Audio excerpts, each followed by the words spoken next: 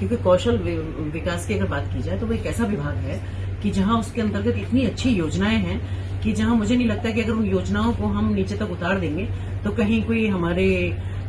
बच्चियां हैं, महिलाएं हैं, मैं कहती हूँ युवाएं हैं, सबके लिए इतनी अच्छी अच्छी उसमें योजनाएं हैं। तो मुझे लगा कि सारी, क्योंकि आज हमारे सारे मेंबर्स होते हैं, सब बोर्ड होता है पूरा, तो अगर यहाँ से कुछ अच्छा लेके जाएंगे, हालांकि हम इस पर काम कर रहे हैं, पर फिर भी कुछ एक आध चीज ऐसी है कि जो नहीं समझने में दिक्कत है या हम उसको नीचे तक प्रॉपर कोई पहुंचाने में किसी को दिक्कत है, तो उसी के तहत आज वो लोग यहाँ आए थे और हमने सारी हमारी पूरा कुछ ऐसा स्पेसिफिक निकल के आया जैसे किसी पर्टिकुलर योजना में बहुत अच्छा आ रहा है रिजल्ट, और कुछ है क्षेत्र जहाँ पे काम अभी करने की जरूरत है, ऐसा कुछ आपके मतलब डेटा वगैरह ऐसा कुछ आया हो? नहीं, देखिए ऐसा तो नहीं है, बट ये तो है, आप जानते हैं कि उत्तर प्रदेश जैसे कि बहुत बड़ा प्रदेश है और निश्चित रूप से कि अगर खाली महिलाओं की बात की जाए तो 25 करोड़ की आबादी में 12.5 करोड़ की आबादी महिलाओं की है, तो कितना भी करेंगे लेकिन थोड़ा बहुत फिर भी छूट जाता है कहीं से। तो अब जब सब बैठते हैं इकट्ठा तो ये भी रहता है कि भाई हमने कहाँ कहाँ ऐसी जगह है जहाँ और भी काम करने की जरूरत है। तो निश्चित रूप से आज हमने वो यहाँ सब बैठ के प्लानिंग किया है कि हम कैसे नीचे तक सब उतार सकते हैं। वैसे मैं आपको बताना चाहूंगी कि महिला आयोग की ऐसा आयोग है कि जिसको कहना चाहिए पहली बार जिले से उतर के हम ब्लॉक लेवल पे जा रहे हैं, हम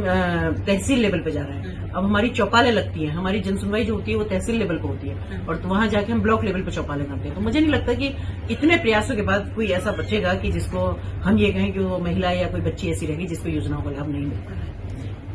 मैम, अभी भारतीय महिला क्रिकेट टीम विश्व कप जीती है, खिताब जीती है, तो इस पे आपका क्या कुछ कहना है? कैसे देखती है इस जीत को? मैं तो सबसे पहले आप सबको बहुत बहुत बधाई देती हूँ और अपनी क्रिकेट टीम को बहुत शुभकामनाएं देती हूँ। उससे पहले भी मैंने सब चैनलों पे बहुत अच्छी सबको शुभकामनाएं दी थी, सबके अच्छे भविष्य के लिए भी। और मैं तो यही कहना चाहूंगी कि महिला सशक्तिकरण का इससे अच्छा कोई उदाहरण नहीं हो सकता, क्योंकि महिलाओं के जितना सशक्तिकरण पे हमारे माननीय प्रधानमंत्री जी की बात करूं या अगर उत्तर प्रदेश में देखा जाए तो चाहे माननीय मुख्यमंत्री जी की बात करूं,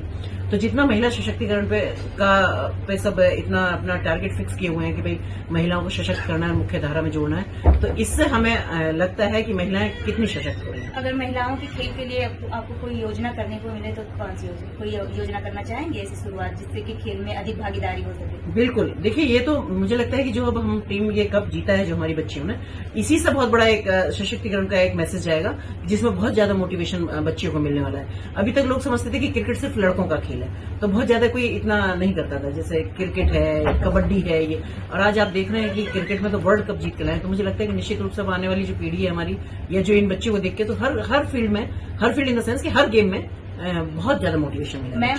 दीप्ति शर्मा जिन्होंने सबसे शानदार प्रदर्शन किया है, तो उनके बारे में आपका क्या कुछ कहना है? क्योंकि आप भी जहाँ से आगरा से वहीं से वो है और हमारे यूपी की बेटी है, देश की बेटी है, तो उनके बारे में क्या कुछ कहना चाहती है और कैसा महसूस कर रही हैं आप? बिल्कुल सही बात है। देखिए मैं फिर से ये कहूंगी कि एक कहावत है कि प्रतिभाएं हमेशा अभाव में पड़ती हैं, क्योंकि दीप्ति को मैं बहुत अच्छे से जानती हूँ और दीप्ति भी बल्कि अभी कुछ दिन पहले आई थी मेरे पास। तो अगर सुविधाएं ना होते हुए भी और बच्चा अगर इतना अच्छा खेल के जाता है तो मुझे लगता है कि उसकी कहीं ना कहीं लगन में तो होता ही है। और आज दीप्ति जिस तरह से ऑलराउंडर बन के उभर रही है तो मुझे लगता है ये बहुत सारी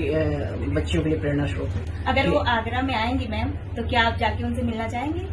मैं मिलना नहीं चाहूंगी 100%। उसके पेरेंट्स से तो मेरी बात हो भी गई है फोन पे, बल्कि मेरा तो प्लान ये भी है अगर कुछ संभव हुआ तो मैं पूरी टीम को आयोग में बुलाना चाहूंगा और उनको सम्मान करूंगा। जैसे कौशल विकास पर आज की पूरी बैठक आपकी कौशल विकास विभाग के साथ आपने करी, तो कोई स्पेसिफिक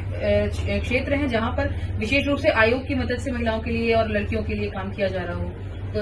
कौशल विकास के कुछ पर्टिकुलर क्षेत्र ऐसे हैं क्या या समग्र रूप से काम हो रहा है?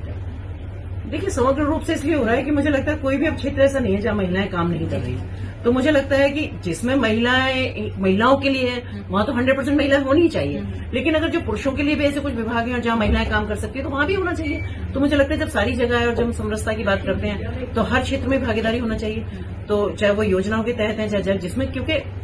फिर वही बात मैं लेके आऊंगी। अब क्रिकेट की बात कर लीजिएगा कि लोग इतना अंडर एस्टिमेट करते थे लड़कियों को कि लड़कियां क्रिकेट नहीं खेल सकती, लेकिन लड़कियों ने अपने आप को प्रूफ किया ना। तो मुझे लगता है जब हर विभाग में सारे में संभावनाएं हैं और लड़कियां भी वहां काम कर सकती हैं, तो जब आत्मनिर्भर भारत की बात करते हैं हम, तो कोई भी जगह क्यों छोड़ी जाए, हर जगह महिलाओं को मौका मिलना चाहिए और हर जगह उनको आगे बढ़ना चाहिए।